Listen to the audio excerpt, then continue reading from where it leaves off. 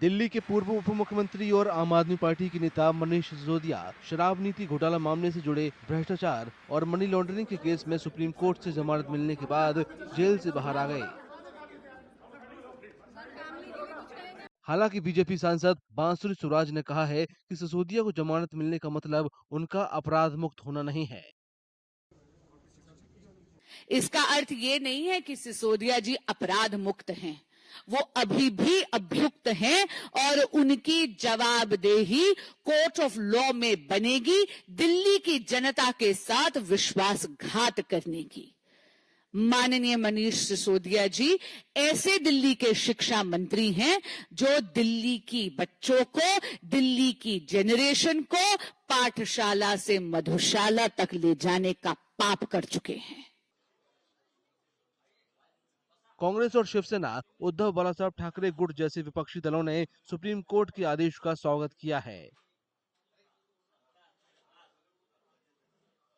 No, I think it's a good thing that the principle of bail, not jail, has been followed, because the fact is that in our country, that's what's supposed to be the governing norm.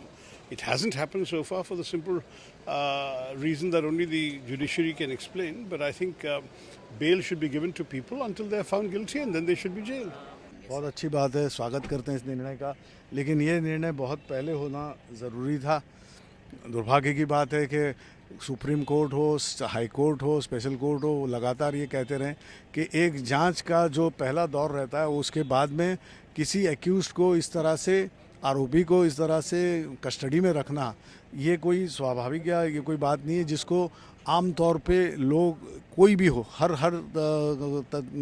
तबके के लोग एक छल के और पीड़ा देने के हिसाब से देखते हैं, एंगल से देखते हैं।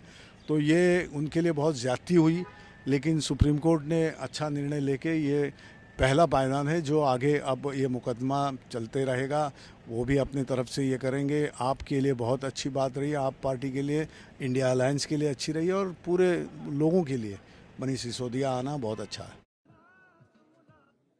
इंडिया ब्लॉक के बाकी नेताओं ने भी सुप्रीम कोर्ट के आदेश पर खुशी जताई। समाजवादी पार्टी के प्रमुख अखिलेश यादव ने उम्मीद जताई कि दिल्ली के मुख्यमंत्री अरविंद केजरीवाल को भी न्याय मिलेगा।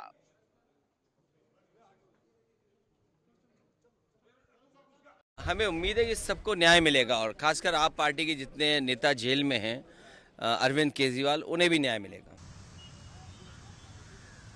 डीएमके यानी द्रविड़ मुनेत्र कड़गम के सांसद तिरुचि एन शिवा ने कहा है कि सरकार को सफाई देनी चाहिए कि सिसोदिया को जानबूझकर जेल में क्यों रखा गया। Deputy Chief Minister of a state elected by the people and being in the state assembly has been put in prison for more than 1.5 years for some reasons is, if some charges are leveled against him, it could have taken its own course. He is not a person to flee away from the country, but he has been purposely detained, and these questions have to be answered by the government in future, not only by the government. It's a democracy. People in the country should see around them what are all happening and should decide how this country is going. Delhi के पूर्व उप मुख्यमंत्री मनीष सिसोदिया को रद्द हो चुकी दिल्ली शराब नीति को बनाने और उसे लागू करने में कथित गड़बड़ियों के लिए 26 फरवरी 2023 को सीबीआई ने गिरफ्तार किया था। ईडी यानी प्रवर्तन निदेशालय ने उन्हें 9 मार्च 2023 को सीबीआई की एफआईआर के सामने आए मनी लॉन्ड्रिंग मामले में गिरफ्तार किया था। सिसोदिया ने 28 फरवरी 2023 को दिल्ली कैबिनेट से इस्तीफा दे दिया था।